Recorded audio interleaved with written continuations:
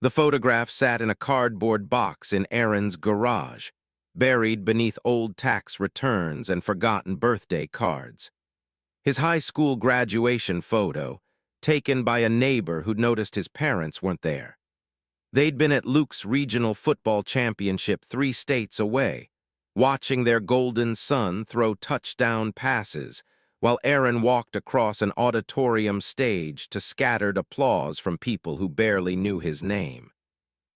Aaron had stopped expecting them to show up somewhere around his 14th birthday, the one where his mother forgot entirely because Luke had made varsity as a freshman. Revolutionary, she'd called it. Historic. Meanwhile, Aaron's birthday cake came from a grocery store clearance rack 3 days later, chocolate instead of the vanilla he preferred, with someone else's name scraped off in pink frosting streaks. The pattern had established itself early and thoroughly. Luke's kindergarten finger paintings earned refrigerator space and grandparent phone calls, Aaron's elementary school science fair victory, a genuine achievement involving months of research on water purification systems, warranted a distracted nod from his father and a comment from his mother about how Luke had won the school's spelling bee that same week. Never mind that Luke was 3 grades ahead, or that Aaron's project had qualified for state competition. Luke's accomplishments existed in Technicolor while Aaron's flickered past in grayscale, barely registering on the family consciousness. College acceptance letters arrived during Aaron's senior year, thick envelopes from respectable state universities offering partial scholarships based on his academic record. He'd worked methodically toward this goal, maintaining a grade point average that never dipped below excellence, volunteering at the community center, serving as treasurer for 3 different clubs. His parents glanced at the letters with the same enthusiasm they might show for utility bills. Luke's acceptance to state, arriving 2 years earlier with far less impressive credentials but a football recruitment package, had triggered a week-long celebration. Dinner at the expensive steakhouse downtown, new furniture for Luke's dorm room, a laptop that cost more than Aaron's used car. When Aaron left for college, his mother handed him $200 and reminded him to call sometimes, maybe, if he wasn't too busy. He'd called every Sunday for 4 years. They answered roughly half the time. The invisibility didn't breed resentment initially, just a quiet resignation that calcified into something harder over time. Aaron learned to celebrate his own victories in silence, to expect nothing and somehow still feel disappointed when that's exactly what he received. He graduated college with honors and minimal debt, having worked 2 part-time jobs throughout his degree. His parents attended the ceremony, but left immediately afterward for Luke's apartment warming party, missing the departmental reception where Aaron received an award for his senior thesis. The job offers came next, good positions with reputable companies, and Aaron chose the one closest to home. Some stubborn part of him still hoped proximity might translate into visibility, that maybe his professional success would finally register as worthy of acknowledgement. He bought a small house at 25, modest but entirely his, paid for with careful savings and a reasonable mortgage. His parents toured it once, his mother commenting that Luke's apartment had better natural lighting, his father noting that the neighborhood wasn't as prestigious as where Luke's girlfriend's family lived. Aaron stopped inviting them over after that. The phone call came on a Tuesday evening in October, 3 years into Aaron's career. His father's voice sounded smaller than Aaron remembered, weakened by something that turned out to be a moderate heart attack. Not life-threatening, the doctors assured everyone, but serious enough to require lifestyle changes, medication, monitoring. Luke called it a wake-up call. Their mother called it a blessing in disguise, an opportunity for the family to grow closer. Aaron called his bank and set up automatic payments. He did it quietly, the way he did everything. researched his parents' financial situation through careful questions and discreet observation, discovering a mountain of medical bills insurance didn't cover, a mortgage refinanced multiple times, credit card debt that had metastasized over years of living slightly beyond their means. Luke contributed nothing, too busy with his own life, his own expenses, his own version of success that somehow never translated into actual financial stability. Aaron created a spreadsheet, tracking every payment with the methodical precision that characterized his entire life. Mortgage payments, utility bills, insurance premiums, medication costs. He set up auto-pay systems, routing money from his account to theirs, covering gaps and preventing disasters. The amounts grew over time, adjusting for his father's reduced work hours, his mother's decision to cut back her own schedule to care for her husband. $500 became $800, became $1,200 monthly, sometimes more when unexpected expenses arose. Aaron absorbed it all, adjusting his own budget, postponing his own plans, living more frugally to ensure his parents maintained their lifestyle. He documented everything in spreadsheets color-coded by category, saved confirmation emails in dedicated folders, created a financial paper trail that mapped his sacrifice in precise numerical terms. They never asked where the money came from, never questioned why their accounts suddenly had sufficient funds, why bills got paid on time, why the mortgage company stopped sending threatening letters.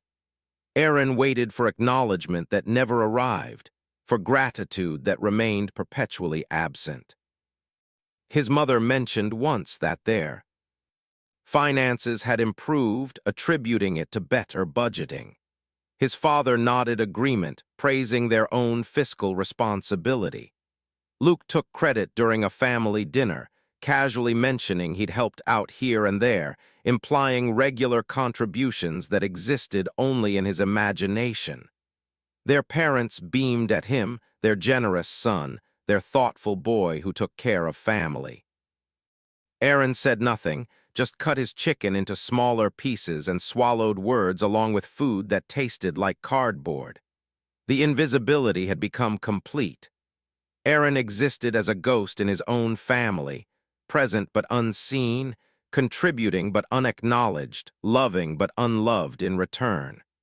He told himself it didn't matter, that doing the right thing was its own reward, that family obligation transcended recognition or appreciation. He told himself these things while updating his spreadsheets, while transferring money, while watching his own dreams defer and diminish to accommodate their needs. He told himself these things and almost believed them, right up until the moment everything shattered over Thanksgiving turkey and careless cruelty. The turkey sat golden and perfect at the center of his parents' dining table. Surrounded by dishes, Aaron had watched his mother prepare without offering to help. Not because he wouldn't have, but because she hadn't asked, hadn't even acknowledged his presence in the kitchen doorway. Luke held court at the table's head, their father's traditional seat surrendered without protest, regaling everyone with stories about his latest business venture. Something involving cryptocurrency and influencer marketing that sounded impressive, but meant nothing. Aaron occupied the chair closest to the kitchen, the one that required standing every time someone needed something, the position that transformed dinner guest into unpaid server. He'd filled water glasses 4 times, retrieved forgotten serving spoons twice, and fetched the good butter dish his mother suddenly remembered wanting. Each trip earned him nothing, not even a glance, while Luke's empty-handed presence commanded rapt attention. The conversation flowed around Aaron like water around stone, his occasional contributions met with polite silence before someone redirected back to Luke. His brother's girlfriend, Madison, laughed at every joke, her hand possessively on Luke's arm, her diamond engagement ring catching light with every gesture. The engagement had been announced 3 weeks earlier via an elaborate social media campaign, professional photos on a beach at sunset, hashtags about soulmates and forever. Aaron had learned about it from Instagram, scrolling during his lunch break, seeing the post with hundreds of likes and comments before his mother's text arrived 6 hours later with a casual "Luke has news, call when you can." He'd called. She'd already been asleep. His father carved the turkey with ceremonial precision, distributing portions with careful attention to preference. Luke received the largest serving, white meat carved thick, while Aaron got whatever remained, dark meat from the back, the pieces that fell apart when transferred to his plate. Nobody noticed. Nobody ever noticed. The meal progressed through its predictable stages, compliments flowing toward his mother's cooking, Luke describing the wedding plans with Madison providing enthusiastic details. Destination ceremony, they decided, somewhere tropical with white sand and crystal water. Expensive, obviously, but worth it for the memories, for the photographs, for the experience of celebrating their love somewhere beautiful. Aaron calculated the cost mentally, comparing it to his monthly transfers to his parents' account, wondering if any of his money would fund his brother's beach wedding while he received an obligatory invitation and an expectation of an expensive gift. The thought tasted bitter, mixing with cranberry sauce and resentment he'd swallowed for decades. His mother started clearing plates, and Aaron stood automatically to help, stacking dishes with practiced efficiency. She moved past him toward Luke, asking if he wanted more, if everything had been perfect, if Madison had enjoyed her first Thanksgiving with the family. Madison gushed appropriately, praising everything, fitting seamlessly into the family dynamic that had no space for Aaron but infinite room for Luke's chosen people. The comment came during dessert, pumpkin pie served with fresh whipped cream, coffee poured into good china reserved for holidays. Luke was describing his business plans, the startup he wanted to launch, the investors he'd been courting, the ground floor opportunity that couldn't miss. He needed capital, he explained, just enough to demonstrate viability, to prove concept, to transform vision into reality. Their father nodded encouragingly.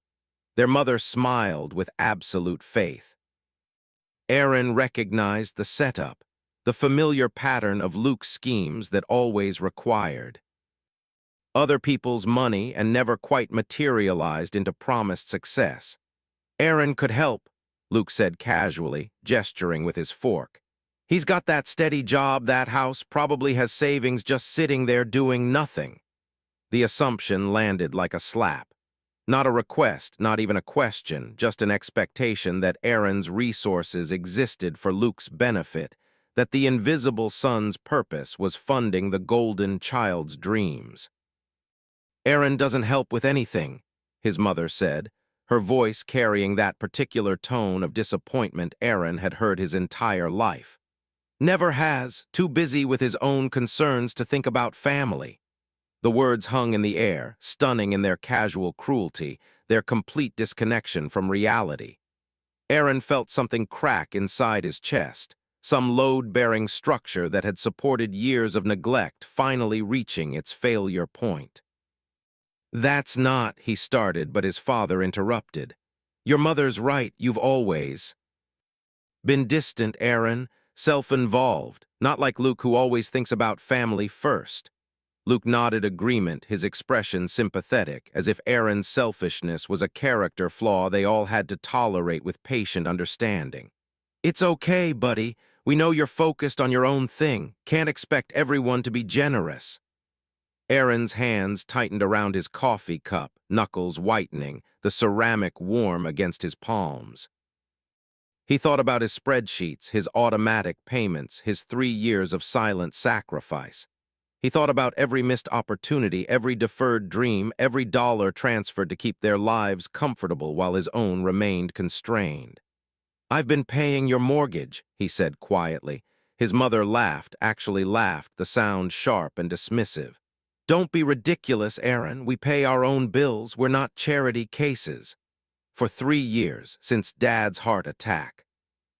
Your mortgage, your utilities, your insurance premiums. $1,200 a month, sometimes more. The table went silent. Luke's smile faltered slightly. Their father's expression shifted from dismissive to confused, as if Aaron had started speaking a foreign language. That's absurd, his mother said, but her voice carried less certainty. We would know if someone was paying our bills. Check your bank statements. Look at where the mortgage payments originate, the utility payments, everything. Luke recovered first, his tone soothing, condescending. Aaron, if you've been helping out a little here and there, that's great, but don't make it sound like some huge sacrifice. Family helps family, that's what we do. A burden, his mother said suddenly, her face flushing. You've always been a burden, Aaron, always have been. Everything's always been harder with you, more complicated. Luke makes us proud. You make us tired. The words landed with devastating precision, confirming every fear Aaron had carried since childhood, every suspicion that his existence was tolerated rather than celebrated, endured rather than embraced. He stood slowly, his chair scraping against hardwood, the sound loud in the sudden silence. I'm leaving, he said. Oh, don't be dramatic, his mother snapped. Sit down and finish your pie, always so sensitive, making everything about you. But Aaron was already moving, retrieving his coat from the closet, his keys from the bowl by the door.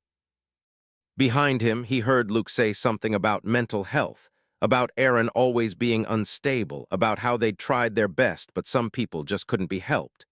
He drove home in silence, his hands steady on the wheel, his mind strangely calm. The breaking point had arrived, and instead of shattering, Aaron felt something crystallizing, hardening into resolve. He'd spent 32 years being invisible, being insufficient, being the son who never measured up. That ended now. His laptop waited on his kitchen table, and Aaron opened it with steady hands. One by one, he canceled every automatic payment, every transfer, every financial connection to his parents' accounts. The process took 40 minutes, each cancellation confirmed with careful documentation, each severance recorded and saved. The first phone call came 3 days after Thanksgiving, his mother's voice sharp with panic rather than apology. The mortgage payment had bounced. The utility company was threatening disconnection. Something was wrong with their accounts, some technical glitch that needed immediate attention. Aaron listened to the entire voicemail before deleting it, feeling nothing except a distant satisfaction that reality was finally asserting itself. The second call came from his father, attempting reason where his mother had deployed accusation. They needed to talk, to sort things out like adults, to address whatever misunderstanding had occurred. The word misunderstanding echoed in Aaron's mind, as if 3 years of financial support could be accidentally overlooked, as if calling him a burden was somehow subject to interpretation. He deleted that voicemail too. Luke's text message arrived on day 5, casual and confident. Hey bro, parents are freaking out about some bill stuff. Can you fix whatever's going on? They're embarrassed to ask directly, but I know you'll do the right thing. Family first, right? Aaron blocked the number. The emails started next, his mother's messages growing increasingly desperate as December bills arrived without automatic payments to cover them. She never apologized for Thanksgiving, never acknowledged her words or their impact. Instead, she wrote about his father's health, about stress being dangerous for heart patients, about family responsibility and Christian duty, and what would the neighbors think if they lost the house. Aaron created a folder labeled Documentation and saved everything, building a record of their demands, their entitlement, their complete inability to recognize their own cruelty. He consulted with his bank about preventing any attempts to reinstate the automatic payments without his explicit authorization, adding passwords and security questions, protecting his accounts from family who'd proven they viewed his resources as communal property. Christmas came and went without contact beyond a terse email from his mother informing him they'd be celebrating without him, that his presence wasn't welcome until he came to his senses and stopped this childish tantrum. The social media posts appeared on Christmas evening. Luke and Madison and his parents gathered around a decorated tree, champagne glasses raised, captions about family and gratitude and the people who really matter. Luke's girlfriend Madison posted a particularly pointed story. So blessed to spend the holidays with people who understand what family means, who show up for each other, who don't abandon the people who raised them over imaginary slights. Some people never grow up. Aaron screenshot everything, adding it to his documentation folder, watching his family construct a narrative where he was the villain, the unstable son who'd inexplicably withdrawn support and affection, who'd chosen isolation over reconciliation. They told friends he was having a breakdown, that he'd always been difficult, that they'd tried everything but some people couldn't be helped. The irony was almost beautiful in its completeness. January brought unexpected news through Aaron's professional network. Luke had been terminated from his position at a marketing firm, the departure accompanied by whispers about expense account irregularities and client funds that couldn't be properly accounted for. Nothing criminal enough for charges, but damaging enough that his reputation in the industry had acquired a certain tarnish, a wariness that would follow him to future opportunities. Aaron learned this over coffee with a former colleague who'd worked adjacent to Luke's company, who mentioned it. Casually while discussing industry gossip, Luke had been escorted from the building, his computer seized, his access revoked immediately. The firm was conducting an internal investigation, trying to determine exactly how much had been misappropriated and whether civil action was warranted. "Your brother, right?" his colleague asked. "Heard you guys were close." "Not particularly," Aaron replied and meant it. Luke's phone call came 2 weeks later, his voice carrying a forced casualness that didn't quite mask desperation. He needed a favor, just a small loan, startup capital for the business venture he'd mentioned at Thanksgiving. $20,000, maybe 30, just enough to get things moving while he sorted out some temporary cash flow issues. "I'm not giving you money, Luke," Aaron said clearly. "It's not giving, it's investing. You'd be getting in on the ground floor of something huge. I'm talking to several investors, but I wanted to offer family the first opportunity. You... No, keep the profits in the family. No. Come on, Aaron, don't be petty. I know you're mad about whatever happened at Thanksgiving, but Mom didn't mean anything by it. She was just stressed. Dad's health, the holidays, everything. You know how she gets. She called me a burden. You said I never made the family proud. Neither of you has apologized, and now you want $30,000. Luke's tone shifted, hardening. I need this, Aaron. I'm in a tight spot here. The job thing was a misunderstanding, but it's affecting my prospects. I need capital to prove I'm still viable, still someone worth investing in. You're my brother. You're supposed to help. I helped for 3 years. I'm done helping. You're really going to do this? Really going to turn your back on family when I need you? Like you turned your back on me every day of my life. Yeah, Luke, I really am. The call ended with Luke's anger finally breaking through his performative charm. Threats about what their parents would think about Aaron's selfishness, about burning bridges he'd regret burning. Aaron saved the voicemail, added it to his documentation, and went back to work. March brought the letter from a mortgage company Aaron had never heard of, addressed to him at his home, congratulating him on his approved application for a home equity line of credit. The amount was substantial, nearly 80% of his house's appraised value, and the paperwork referenced an application he'd never submitted, signed with a signature that resembled his own but wasn't quite right. Aaron's hands shook as he read the documents, recognizing immediately what had happened, who had done this, how thoroughly his brother had decided to solve his financial problems.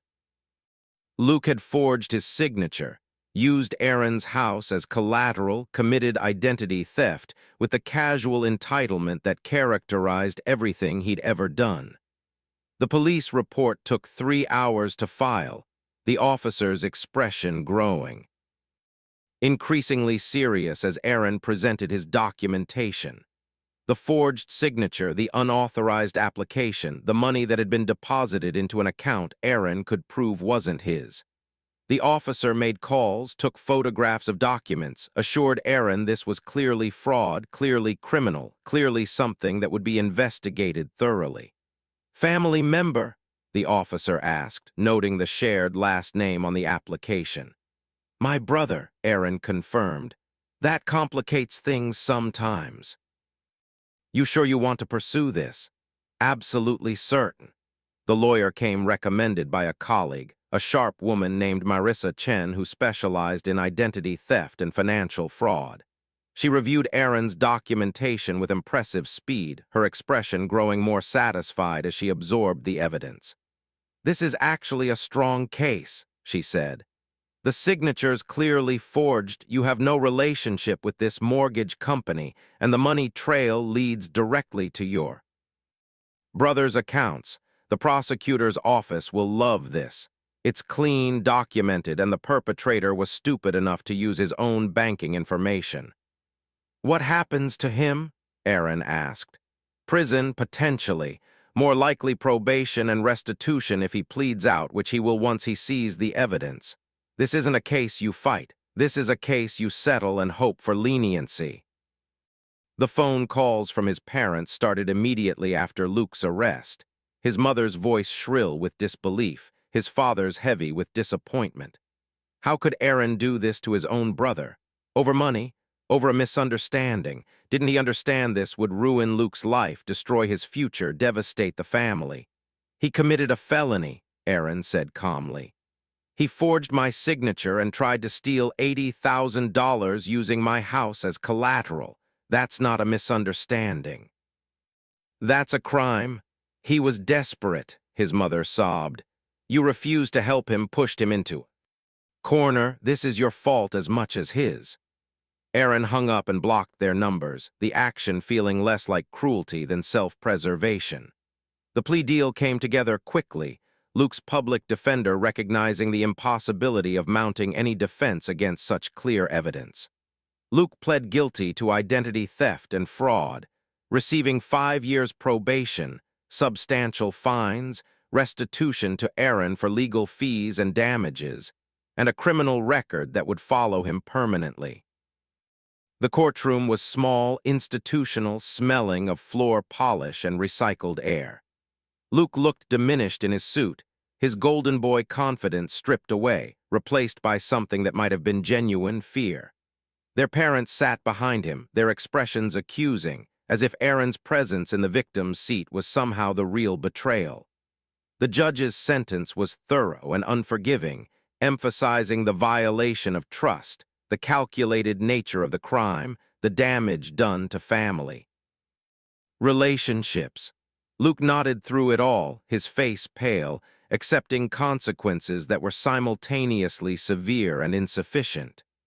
Aaron felt nothing watching his brother's downfall except a distant relief that justice, however imperfect, had finally arrived. The job offer from Portland came in April, a promotion Aaron had been working toward for years, finally materializing at exactly the right moment. Better salary, better title, better city, and most importantly, 3,000 miles from family who'd proven they valued him only as a resource to exploit. He accepted immediately. Selling the house took 6 weeks, the market favorable, the buyers eager. Aaron packed methodically, sorting through possessions, discarding anything connected to his old life, his old identity as the invisible son. The photograph from his high school graduation went in the trash, along with family photos that featured him standing slightly apart, slightly out of focus, slightly less important than everyone else. The side business started as a consulting venture. Aaron leveraging his professional expertise into freelance work that supplemented his salary and filled evening hours previously spent managing his parents' finances. The work was satisfying, entirely his own, building something that belonged to him alone. The hiking group met every Saturday, strangers who became friends through shared trails and summit views, people who knew Aaron only as he was now, not as he'd been. They celebrated his birthday with a surprise cake at a mountain overlook, singing off-key while he felt something unfamiliar and warm spreading through his chest.